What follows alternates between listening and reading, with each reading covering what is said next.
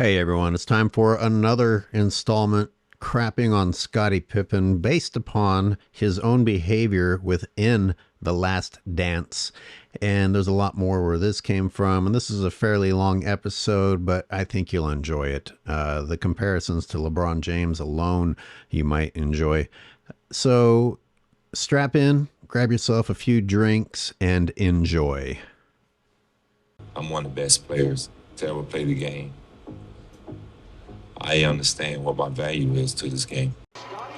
I've had many times, way before The Last Dance came out, where I looked at Scottie Pippen's behavior and LeBron James's behavior and thought, LeBron is closer to being the next Scottie than he is to being the next Michael. And this is another example. Just Scottie feeling the need to self-proclaim himself as one of the best ever.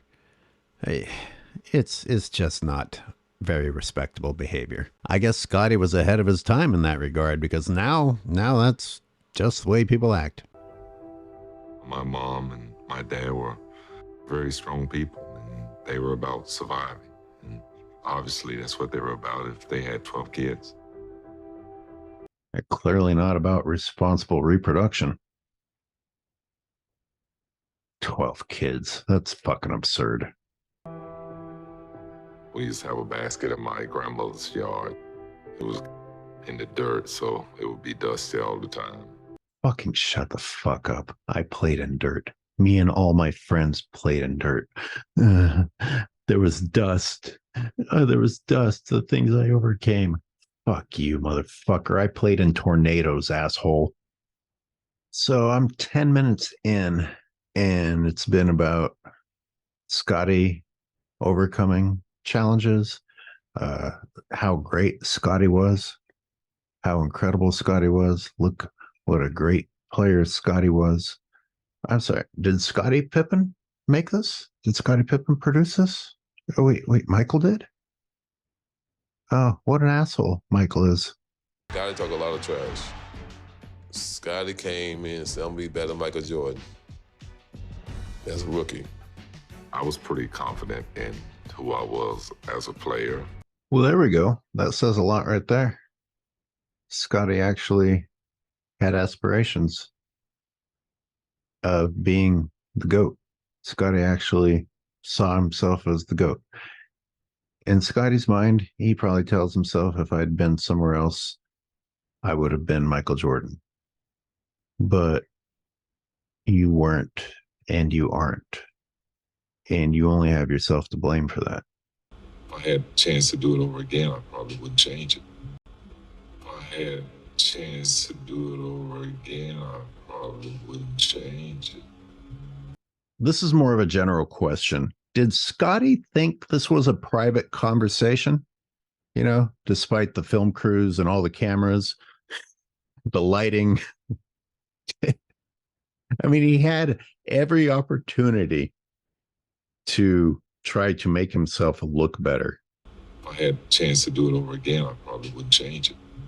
Even if it meant lying, because at this stage, we can't really say that Scottie Pippen is a stand-up ethical guy. It looks like he's willing to say and do anything to promote himself.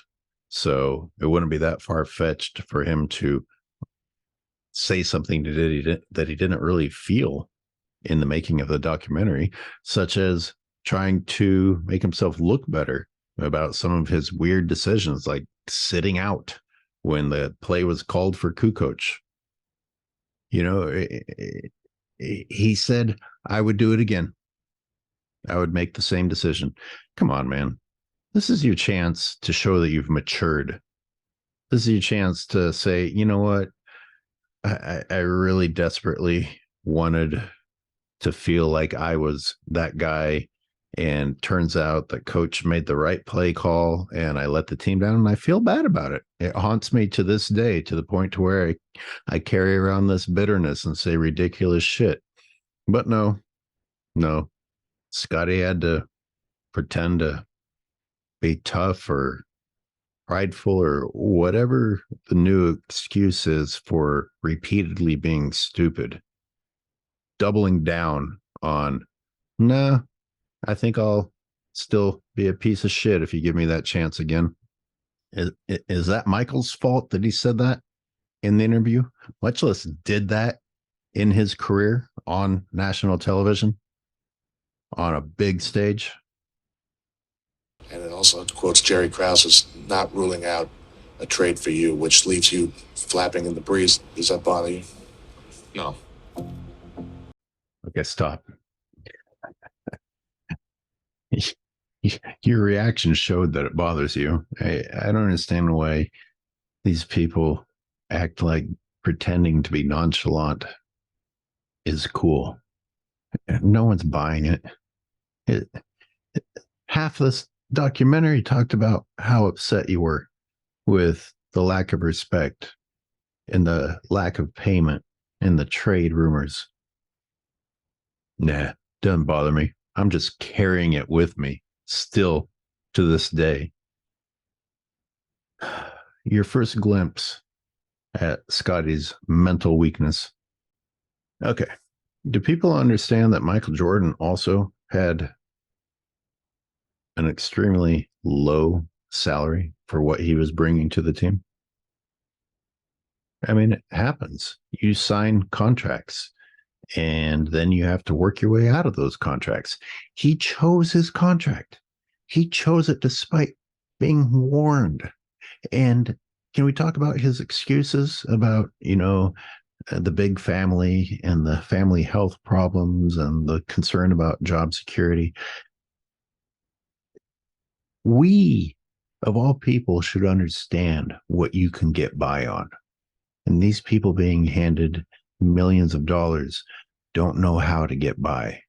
It's called living a frugal lifestyle. If your family was, in fact, your priority, you're fucking have no problem taking care of that, even if you negotiated for a different contract. Even if you negotiated for a different contract, more than enough money to take care of your family and yourself and your kids. I wonder what we'll discover when I dig into what Scottie Pippen spent his money on. Scottie Pippen made $100 fucking million in his NBA career. So let's ease back on the he made a decision, and now the Bulls, who negotiated the contract, are the bad guys for sticking with a contract that they negotiated. I mean, they fucking won the negotiation. Oh, well, he's upset. He's crying now. So, oh, okay. Well, shit, forget the fact that we negotiated the contract. The whole world of LeBronites. I'm just not happy. I'm just not happy. They fucking won the negotiation. You fucked up. And you want them to just like hand you money because now you realize, shut the fuck up. Shut the fuck up, all right? That's the name of my new book, Shut the Fuck Up by Dr. Dennis Leary. Stop acting like you weren't in the driver's seat.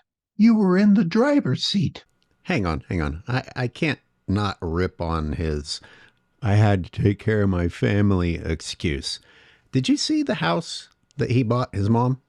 This is Arkansas in the 80s. That house must have cost like $30,000 at the most. You fucking cheap piece of shit. Stop acting like you were emptying your pockets for your family and $3 million wasn't going to cut it. And $19 million a couple of years later wasn't going to cut it.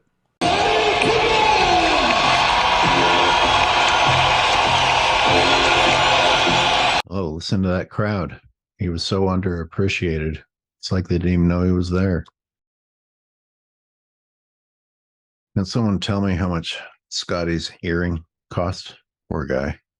All of his struggles. Yeah, you're not going to bother to put in an earring for an interview for a documentary unless you're going to be able to turn and tell people, yeah, those are real diamonds. I mean, if you're so shallow that you're worried about putting a diamond earring in for the documentary, they can do whatever they want with their money. Obviously, it's their choice, but let's stop pretending like the fucker was hurting.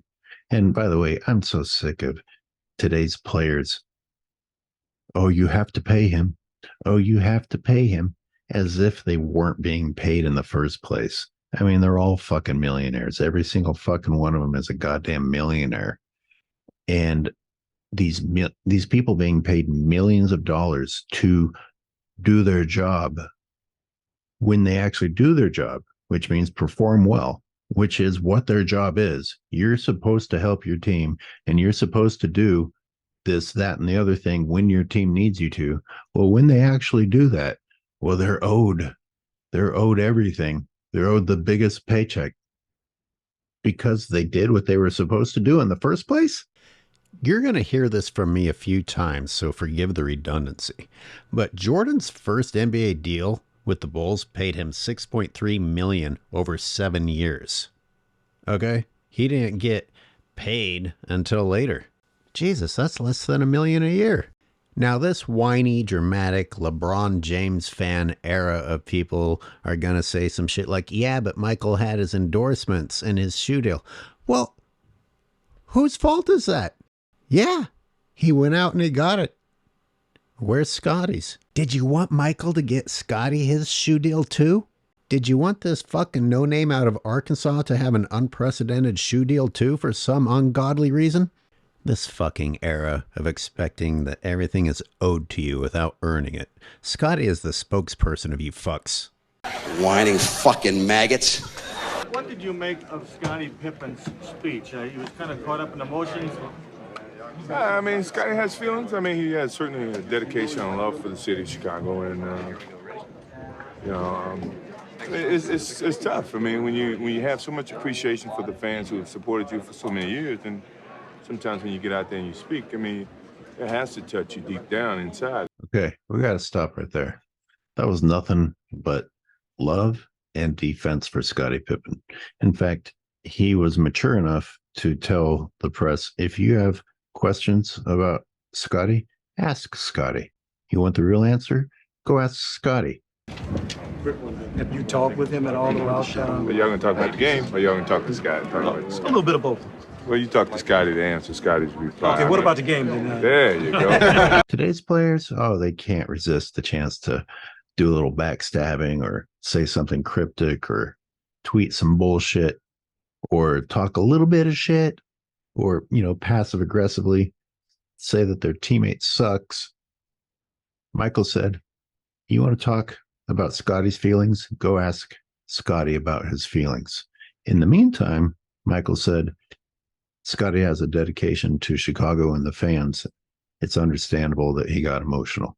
He didn't talk shit about the fact that Scottie demanded a trade previously, that he is in a suit instead of a jersey, sitting out the beginning of the season, that he basically just threatened leaving even during that speech.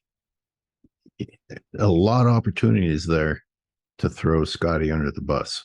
Scottie Pippen was the underrated, underappreciated Robin to Michael's Batman. Here we go. Immediately saying that he was underrated. I've got to express serious disappointment in Wilbon. I mean, he knows better. Yeah, he was there. It's his job to be historically accurate, and he's being inaccurate. And he's setting a bad example, and he's pandering to today's whiny people, and he's giving them something to mimic, something to parrot, something that all these people mindlessly repeat because they heard someone else say it. It's not fucking true. Scottie was never, ever, ever not appreciated. You want us to declare Pippen as actually being Jordan or the GOAT before you can say that he was properly appreciated? I would never be able to find a tandem, another support system, another partner in the game of basketball like Scottie Pippen. He was a pleasure to play with. I mean, Michael, throughout all 10 parts of this film, repeatedly, and even in his Hall of Fame speech, says, couldn't do it without Scottie. You have to mention Scottie when you mention me. He was a great counterpart. He was a great teammate. He helped me so much in the way that I approached the game, the way I played the game. Whenever they speak Michael Jordan, they should speak Scottie Pippen. Do I need to put the words that Michael just spoke on the screen, much less remind everyone that Michael apparently had production control on this, or at least to some extent, and chose to give Scottie his own episode, and chose in this last dance to say, I could have never found a better partner than Scottie Pippen. I'm so thankful for Scottie Pippen, and to show all these photos of him and Scottie Pippen together in these plays with Scottie Pippen. Tell me when Michael is an asshole to Scottie exactly. When everybody says, well, I won all these championships, but I didn't win without Scottie Pippen. And, that's why I consider him my best teammate of all time. So I have a problem with this because I think Michael's actually being too nice. Because how do we know that Michael couldn't have turned another great draft pick into a running mate? I'm actually going to cut myself off because we're already at the 16-minute mark, and I'm about to get into some deep shit about LeBron, Scottie, and Michael. That should be in another episode. Thank you for watching this. I hope you'll tune in to the next one. Thanks for my channel members. Thanks for all of you guys supporting, and please keep watching. And if you're wondering, yes, me and my friends all did play on dirt courts, and we watched tornadoes go by sometimes while we were outside.